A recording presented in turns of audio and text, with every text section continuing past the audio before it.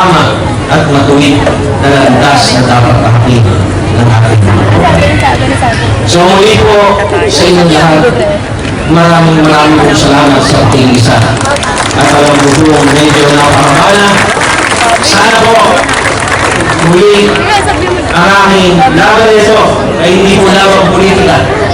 Laban ng isang mahal ng bayan ng Santa Cruz, minahal ng lalawigan ng Laguna, bagong buhay noon, naging alamat ng lalawigan ng Laguna, at ngayon, ipagpapatuloy hindi ang posisyon, kundi ang tunay at wagas na pamahal sa lahat at bawat isang mamamayan sa lalawigan ng Laguna.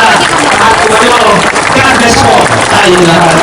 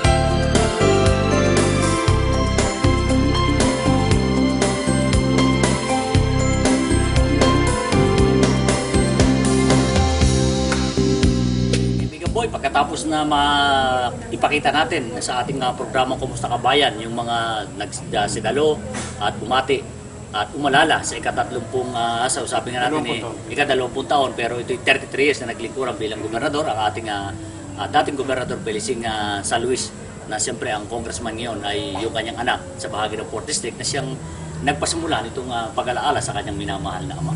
Ano kasama rin ko, although ito ay walang preparasyong masasabi kasi bigla na hindi akalaing doon magaganap eh. Oo, kasi ang alam natin meron bang hindi pagtutuloy, may pagbibiro pang kuhukay na raw eh. But alam natin na ito naman ay... Ano naman, naging... Hindi, tsaka sino ba naman ng ating kasalukuyan. At tsaka sino ba namang hindi respeto doon sa 33 taon nga ay hindi ba sinisilang inaro na siya sa maglilikuran.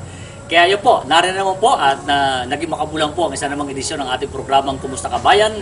Sa susunod pong ilang pang mga edisyon, inyo pong masaksihan ng ilang pang mga pangyari.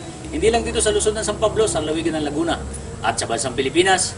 Dahil ang Kumusta Kabayan po ay maghahatid sa inyo ng impormasyon at higit sa lahat ng paglilingkuran sa Diyos at sa tao. Magandang araw po sa inyo lahat. Tuloy-tuloy na po ulit tayo at subaybayan po ninyo sa ating mga local cable television ang programa Kumusta Kabayan. Muli po, ako si Kasama Rico ay taus-puso nagpapasalamat sa inyo lahat at pagpalain po tayo ng Panginoon Diyos.